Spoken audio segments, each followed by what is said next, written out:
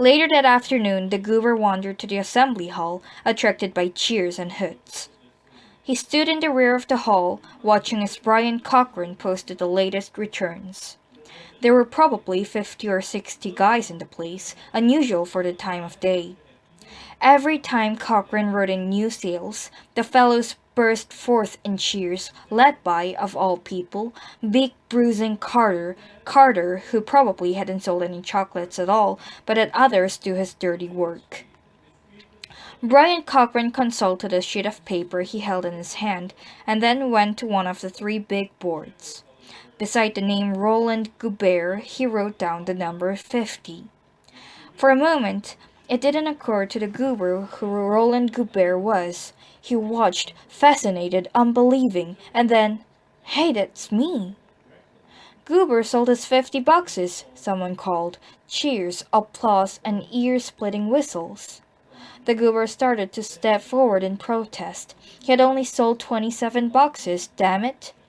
He had stopped at 27 to show that he was supporting Jerry, even though nobody knew, not even Jerry. And now the whole thing evaporated and he found himself sinking back in the shadows, as if he could shrivel as if he could shrivel into invisibility. He didn't want trouble. He'd had enough trouble and he held on. But he knew his days at Trinity would be numbered if he walked into that group of jubilant guys and told them to erase the 50 beside his name. Out in the corridor, the Goober's breath came fast, but otherwise he felt nothing. He willed himself to feel nothing. He didn't feel rotten. He didn't feel like a traitor. He didn't feel small and cowardly. And if he didn't feel all these things, then why was he crying why was he crying all the way to his locker?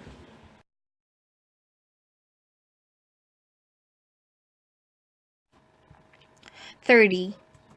There was no necessity for the chocolate roll call now, because most of the students were bringing their returns directly to Brian Cochran in the office.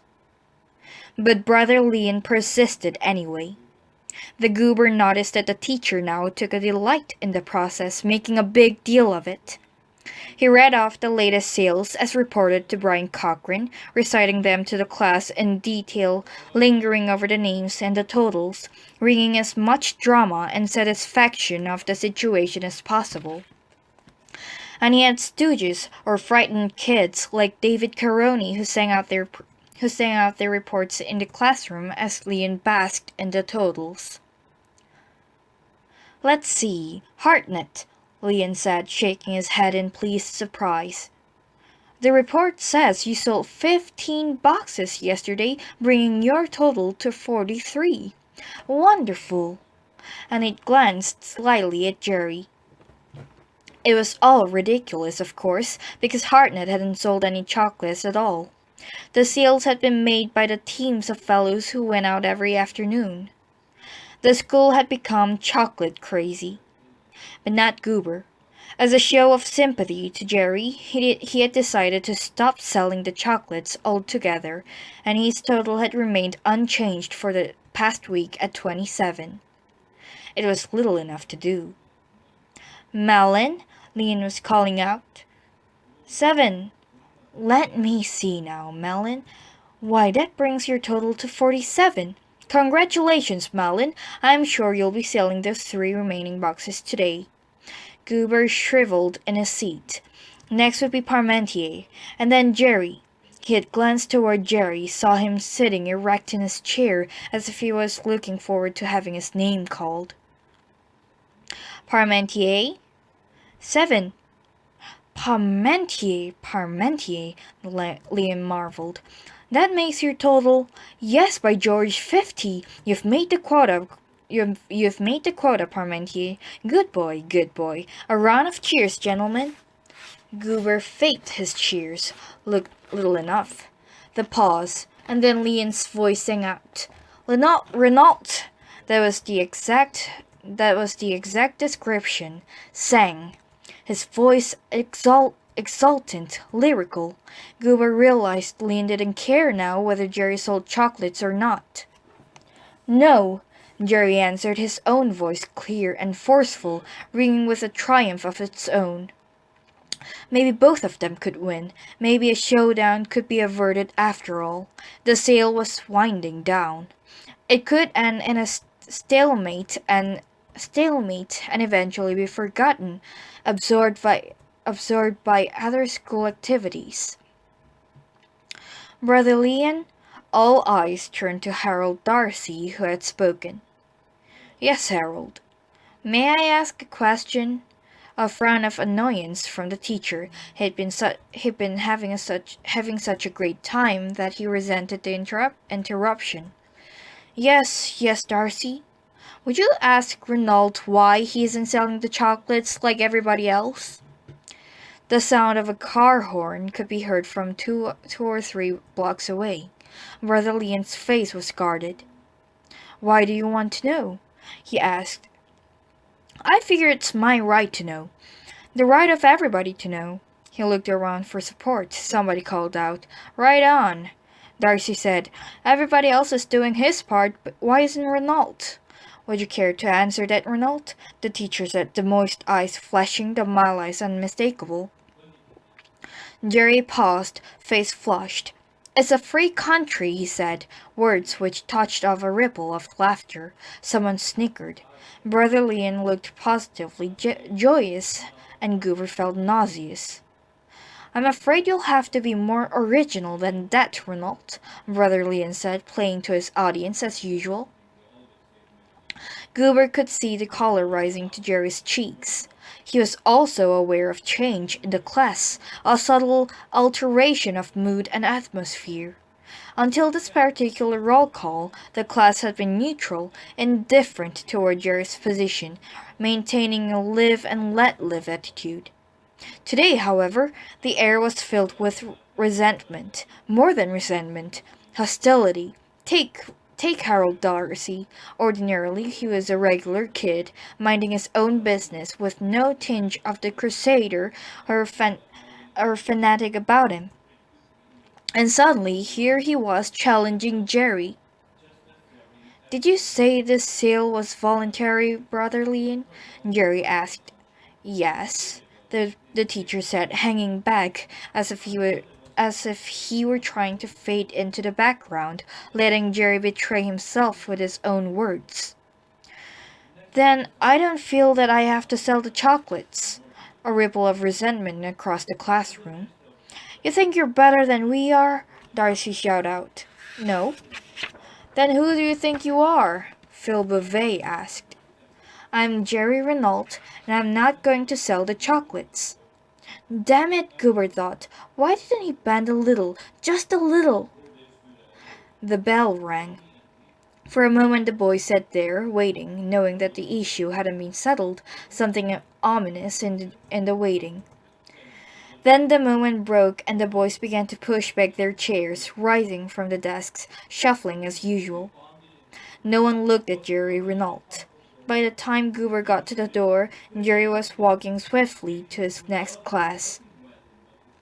A crowd of boys, Harold Darcy among them, stood sullenly in the corridor, watching Jerry's progress down the hallway.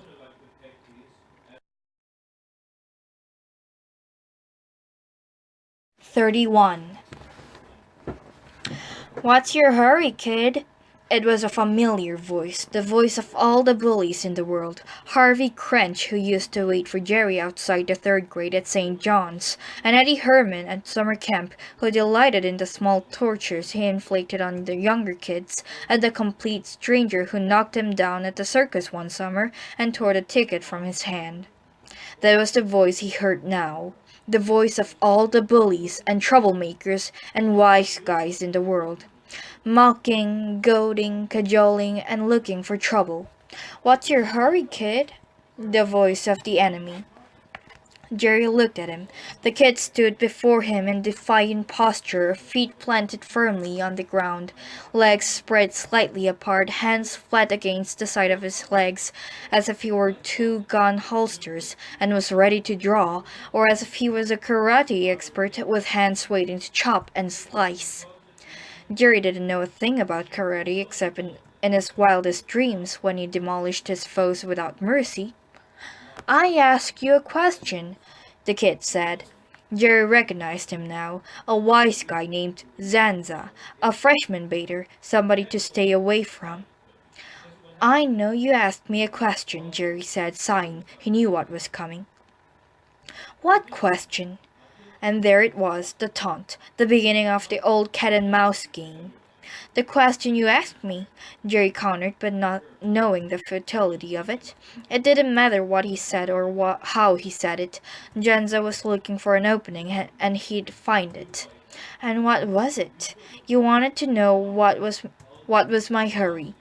Jenza smiled, having won his point, gained his little victory. A smug, superior smile spread across his face, a knowing smile, as if he knew all of Jerry's secrets, a lot of dirty things about him. "Know what?" Jenza asked. Jerry waited. "You look like a wise guy," Jenza said. Why did the wise guys always accuse other people of being wise guys? "What makes you think I'm a wise guy?" Jerry asked, trying to stall, hoping someone would come along. He remembered how Mr. Fanoof had rescued him once when Harvey Crench had cornered him near the old man's barn. But there was nobody around now. The football practice had been miserable. He hadn't completed a pass, and the coach had finally dismissed him. "This ain't your day, Renault. Take an early shower." Turning away from the coach, Jerry had seen the secret smirks, the quick smiles on the faces of the players, and had realized the truth.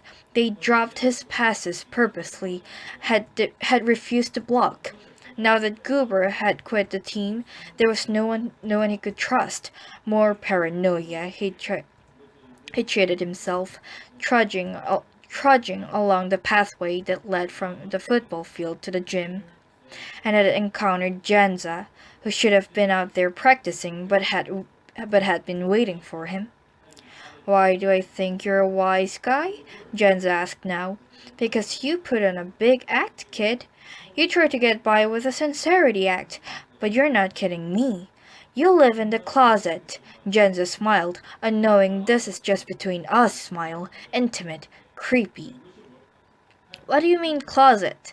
Jenza laughed, delighted, and touched Jerry's cheek with his hand. A brief light touch, as if they were old friends engaged in friendly conversation on an October afternoon, leaves whirling around them like giant confetti as the wind rose. Jerry figured he knew the meaning of Jenza's light tap. Jenza was aching for action, contact, violence, and he was getting impatient. But he didn't want to fight. He didn't want to start the fight himself. He wanted to provoke Jerry into beginning. That's the way bullies worked, so they could be held blameless after the slaughter. He started it, they'd claim. Strangely enough, Jerry felt as though he could actually beat Jenza in a fight.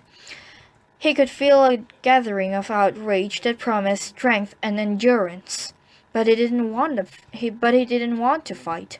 He didn't want to return to grammar school violence, the cherished honor of the schoolyard that wasn't honor at all, the necessity of proving yourself by bloody nose and black eyes and broken teeth. Mainly, he didn't want to fight for the same reason he wasn't selling the chocolates. He wanted to make his own decisions, do his own thing, like they said.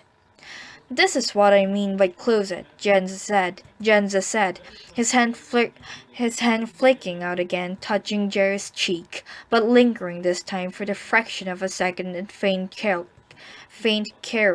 caress. "You're hiding in there." "Hiding what? Hiding from whom?" "From everybody, from yourself even, hiding the deep, dark secret." "What secret?" Confused now. "That you're a fairy, a queer, living in the closet, hiding away." Vomit threatened Jerry's throat, a nausea geyser he could barely hold down.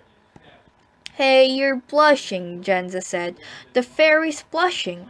Listen, Jerry began, but not knowing really how to begin or where. The worst thing in the world, to be called queer. You listen, Jenza said. You cool now, knowing it struck a vulnerable spot. You're polluting Trinity. You won't sell the chocolates like everybody else, and now we found out you're a fairy. He shook his head in mock, exaggerated admiration. You're really something, know that? Trinity has tests and ways of weeding the homos out, but you were smart enough to get by, weren't you? You must be creaming all over. Wow, 400 ripe young bodies to rub against. I'm not a fairy, Jerry cried. Kiss me, Janza said, puckering his lips grotesquely. You son of a bitch, Jerry said. The words hung on the air, verbal flanks of battle. And Janza smiled, a radiant smile of triumph. This is what he'd wanted all along, of course. This had been the reason of the encounter, the insults. What did you call me? Janza asked. A son of a bitch, Jerry said, measuring out the words, saying them deliberately, eager now for the fight. Janza threw back his head and laughed. The laughter surprised Jerry. He'd expect retaliation. Instead, Jerry stood there, utterly relaxed, hands on his hips, amused. And that was when Jerry saw them, 3 or 4 of them, emerging from bushes and shrubbery, running, crouched, keeping themselves low. They were small, pygmy-like, and they moved so swiftly toward him that he couldn't get a good look at them. Saw only a smear of smiling faces, smiling evilly. More coming now, 5 or 6 others, slipping into view from behind a cluster of pine trees, and before Jerry could gird himself for a fight, or even raise his arms in defense, they were swarming all over him, hitting him high and low, tumbling him to the ground as if he was some kind of helpless Gulliver. A dozen fists pommeled his body, fingernails tore at his cheek, and a finger clawed at his eye. They wanted to blind him. They wanted to kill him. Pain arrowed in his groin. Somebody had kicked him there.